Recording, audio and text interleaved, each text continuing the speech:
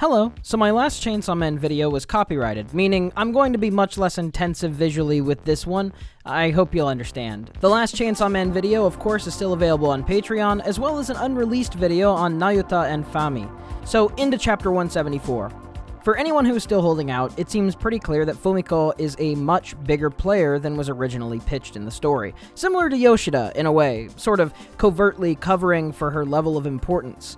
This chapter was intense, probably the most evil of any character motivations that we've seen in the series so far. There's, of course, still some chance that there's some abstract greater good that people are aiming towards.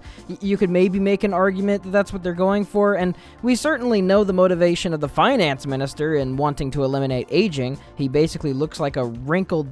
well, but the acts are really beyond the pale, and even less empathizable than many of Makima's motivations in Part 1.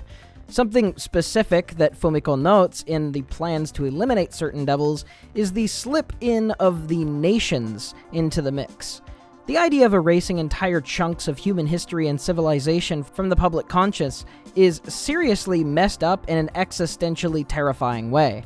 Like, at least Makima wanted to erase mostly objectively awful things in Part 1, when she spoke to Kishibe giving a list of things that no longer exist. But given the cost that they're willing to pay to the aging devil, I feel like it's pretty clear that innocent life is not a priority. Also, she looks cute in this panel. So who is Fumiko, really? Well, I've figured it out, and I'm going to tell you. I had this big, elaborate idea for Yoshida, basically 2 years ago, and so now I want to give you my thoughts here too.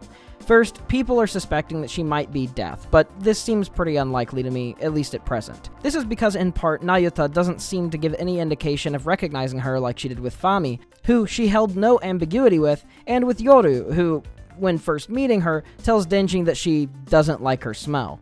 So, it seems if Nayuta could recognize her other siblings, it would be less likely that she wouldn't do so here with Fumiko in that same vein. I do think, however, that we have some clues to identify her, and a part of what that is what happens next in this chapter. With Fumiko, we see that she's in a high place of power, clearly spearheading the operation to some extent, or being one to relay to non-special division members of the Japanese government in their plans. Learned realities and discussions with great powers, possibilities of what's going on. We also know that the outrage that Denji was thrown into was seemingly completely on purpose, a trap that they've lured him into, and that the goal of that, more than anything, seemed to be to test the limited controlled experiment on Chainsaw Man's powers for research sake, like with the people talking about how the ears being erased and the gaps in their memory. In this chapter, we